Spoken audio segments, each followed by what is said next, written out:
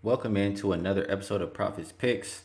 Yesterday, not the best day on the NBA board. I think we did pretty well with props, but after the first game, our first two games, it might have been a little rough. Now today, we'll go through each game in the order that they go off, and we'll talk about side and the total. I will also mention a player prop on each game, and if I find anything at this point for a series bet, I will mention it if it seems interesting or if I see value in it. First game that we're going to start off with is Miami Heat versus Indiana Pacers. Opening Heat -5. Currently seeing -4s across the board. Total opening 214.5, and we're currently seeing 217. And I mean, we saw the Heat kind of just take care of business versus Indiana. I didn't really see it in jeopardy too much in that game, but Oladipo did go down. They were already without Sabonis.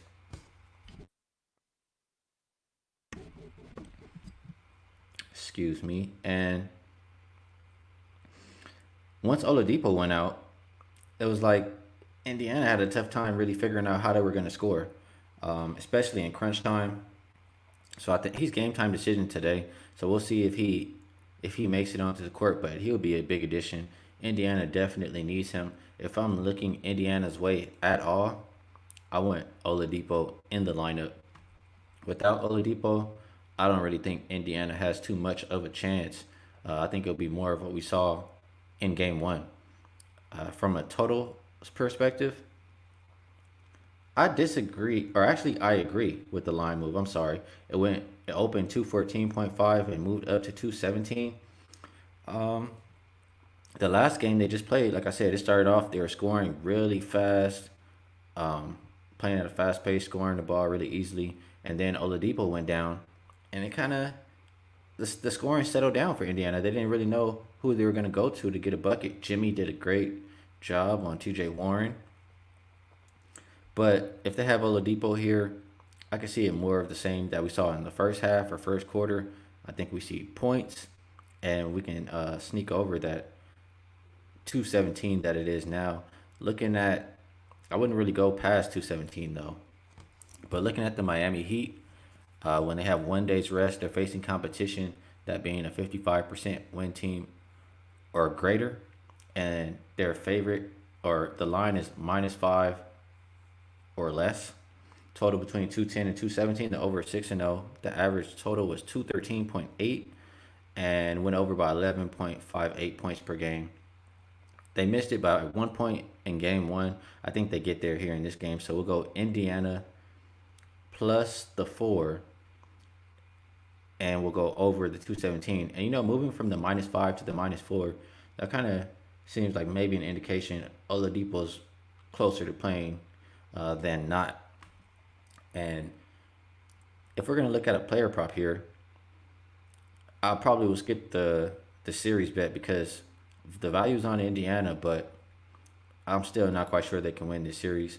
We still don't know what Oladipo if he's gonna play or not, so I will hold off on that one. But player prop, I've said it time and time again. I think Miles Turner is soft. Um, Bam Adebayo, he's the best player on this Miami Heat. They go as he goes. He's been doing it all, scoring, rebounding, assists. I think 10.5 is not a high ask for him for rebounds. I think he can grab that, especially at a plus price, plus 106. That's the way that I would look for a player prop, or maybe you could go points, rebounds, and assists. I mean, he does it all, and I think that total was around 31. But if I had to focus on one, I probably would pick the rebounds at the plus price for Bam, and that's the way we'll go in that game. Next game we're gonna look at, it will be OKC Thunder facing the Houston Rockets. Opening Rockets -2. Still seeing two out there. Total opening 227.5, and that's moved down a bit. Seeing 225.5. And I could agree with that. I could agree with the line move on the total. Um, Without Westbrook, I mean, I think Westbrook is the pace for this Houston team. Without him on the court, we see more James Harden going 1-on-1, or James Harden just going 1-on-1, trying to break down the defense to penetrate and kick out for an open shot. Granted, Houston is going to shoot a lot of threes, but I think that That isolation from James Harden takes a bit off the clock. Then you have the other side, Chris Paul. We know he does pretty much the same thing. He's gonna take majority of the time off the clock. He's gonna have the rock in his hand, majority of that shot clock, and take his time. So, with that said, I think we lean more towards an under type game. Um, and as far as a side, Houston played a great game in game one. James Harden, an amazing game. He was efficient, got his teammates involved, broke down the defense, and the zone that they played showed effective. So I have to give D'Antoni a little credit. You won't see me do that too often, but if he keeps that up, hey, you'll get a little praise from me here and there. Anytime you see D'Antoni or Houston Rockets team playing some defense, I will applaud.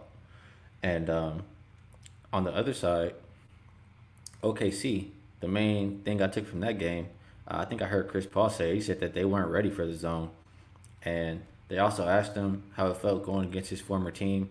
He kind of downplayed it, saying he gets up for every game, but you could tell the way he was talking and the look on his face, he didn't take it well, losing by double digits in this game. And he said that pretty much what I said. They weren't ready for the zone.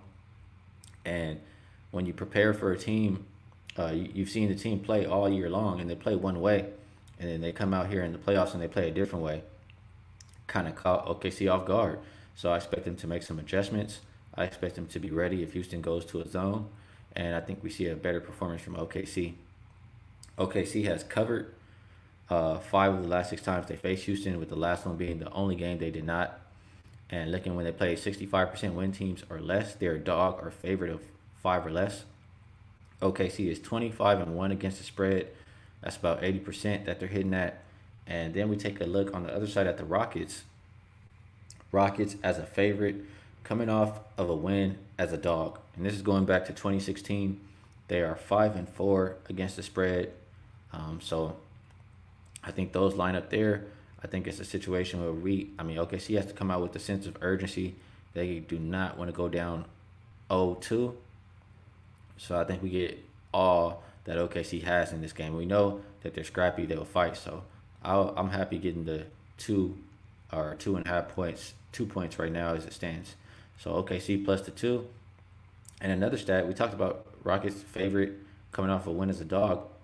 That same time frame, the under is 13-5-1. So that's hitting at 72.2%. The only way I'm playing this game would be OKC plus the 2 points, and the under currently sitting at 225.5. Next game up on the board. Oh, I'm sorry. I'm very sorry. We didn't talk about player props or series. And this is the one where I actually think if I'm making a series bet, it would be this series. I talked about OKC, and looking at the series price, they're down 0-1. We're not sure when Russell Westbrook will come back. Granted, OKC didn't look good. Houston looked really good, but they're sitting at plus 290 to win this series. I think that's great value. I think it can happen. If OKC comes out and wins this game, what are we looking at? We're looking at a lot closer to even. So, it opened up plus 140. I think that's value there. And if you're going to bet the series, you're betting on the team to win this next game. And that's what I'm doing here. I'm picking OKC plus the 2 points. So I like OKC on a series bet plus 290. I think they have a shot in this series, and I think they win this game today. Now, from a player prop perspective, the one I would probably go to first, I probably would look at both, but the one that I think of is Houston is not a good rebounding team. Adams should have his way rebounding the ball. 11 and a half rebounds, I think that's doable for him. Or I think he can score the ball just as well, too, because Houston is so small. Who's going to guard him? You could even look, if you don't want the rebounds over 11.5, you can maybe go points and rebounds. I think the total for that was sitting at 23.5. I like that one as well. I think Steven Adams has a great game. He surpassed both totals in the last game. I think he does it here again today. And Schroeder, this one, I'm going to be honest, it's mostly off of memory. I think Schroeder has pretty good games versus this Houston team. And I think if OKC is going to get going, if OKC is going to win, they need that boost from Schroeder. I think he can maybe reach that 16.5 point total. But I do like Adams more um, for a player prop in this game.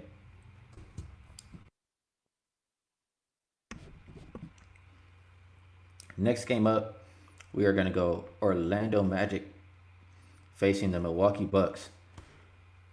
This one opening Bucks minus 12, already up to minus 13. Total opening 228 and dropping down to 227. Now, I mean, you have to understand the move on the line move for the spread for Milwaukee. Milwaukee coming off of I'll call it an embarrassing loss, losing by double digits to a team that they're far superior than. Um, I think you see them come out and be more focused. I don't want to call it necessarily sense of urgency, but I guess that's kind of what you could see or expect from the Bucks. Bucks off of a loss was an angle for a while. I think if you're looking to target the Bucks here in this one, I think you do it more so first half. If they're gonna come out, if they're gonna show some heart and some fight, I think it's from the beginning. I don't think they waste any time. And that first half, that first half number, I'm sorry, it changes so often. That first half number is currently sitting at 8.5. I would prefer. I mean, I would prefer the first half over the full game, just because I don't think Milwaukee cares how much they win by. Although it could be a statement game, I trust them more to come out and start the game strong. So I would lean Milwaukee on the first half. If I did have to play the full game though, I would take I would have to go towards Milwaukee. I mean, double digit spreads have not fared well so far, but Milwaukee is a team that was covering double digit spreads relatively easily, and they should have some motivation here in this one. It's not anything that I would run to the window to bet at minus 13, but I'm just telling you the way that I would look if I'm playing. So we'll go Milwaukee first half or Milwaukee full game. And on this total, I disagree with the line move. I mean, if you're looking at season long numbers, yeah, the Magic not so fast as far as pace. Milwaukee, number one, fastest team playing in the league in pace. But Orlando's been playing a little bit faster now. And I want to say in the bubble, but maybe even a little bit before the bubble. They've been on a crazy over streak. And just looking at Orlando, I mean, they made a lot of 3 point shots last game. I don't think it's quite that easy here, but they're going to play fast. And Milwaukee likes to play fast. And looking at Orlando, off of a win, that's it. They won their last game. The last 11 have all went over. The average total was 223.3, and it went over by 14.55 points per game. So that's a stat that I don't necessarily want to step in front of. And looking at the Milwaukee Bucks, I've already said that they play fast. Their offense should be a lot better today than we saw the last time out. And I think everybody on the roster wants to chip in. Everybody wants to show what they have. I think we see points from this Bucks team. Looking at the Bucks, off of a loss, playing teams, not so great teams, teams with a win percentage between 30 and 50. The over is 7-0. Average total was 227, and they went over by 13.79 points per game. So both teams look like they're more than willing to run. They want to run. I trust the Bucks offense to score some points in this one, and I think Orlando can keep pace and get some buckets of their own. So I'll go over the 227, and I'll take the Bucks first half as probably the best bet on the side. If we're gonna look at a player prop, let me just get this number correct here. If we're gonna look at a player prop, I have, it's not one I love too much, but not a great matchup for Brook Lopez, right? Vucevic kind of having his way in that first game. Um, Brook Lopez, I mean, I just don't see too much offense coming from him today. If I had to play one, I think everybody on the Bucks should have a great day, probably except if I had to pick one person not to, it would probably be Brook Lopez. His point total sitting at 14 points, and I would choose that to go under. And as I'm doing this podcast here, I just got an alert that says Oladipo is available to play. So on that Pacers game, I will be more inclined to take the Pacers and to cover the spread. And I'll be more. I mean, I already said I like the over. That gives me a little more confidence in that over because they need him for that scoring punch. I mean, he plays defense too, but when they needed a bucket down the stretch, they could not get one. And that's the guy who I would pick to go get me one. So that's the way we'll go in that game there. Last game on the card, probably. Well, I don't know. You guys know me. I'm most excited for it. I want to say everybody's most excited for it. Everybody loves the Blazers, right? Everybody hates the Lakers, but so either you want to see the Lakers lose or you want to see the Lakers bounce back. Whatever the case is, I think everybody will be tuned into this game tonight. Opening Lakers minus 4.5, and it went up. Lake currently sitting at Lakers minus 6.5. Total opening 226.5, and it's now sitting at 228.5. And this one, you have to understand why the spread has went up for the Lakers.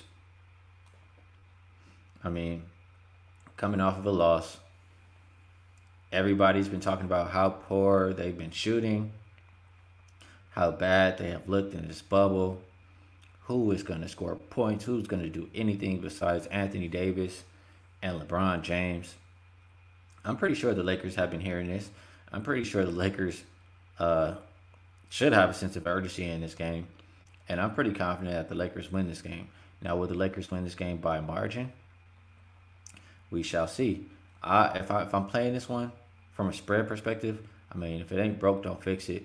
Portland has only missed a cover, I think, on one game in the first half spread so far. They're a team that plays hot early and kind of falls off. So I'm looking to Portland early, first quarter, first half. Although LA should have a sense of urgency, but Portland, they're not going to back down either. They've been ready every game. I think they'll be ready to start this game as well.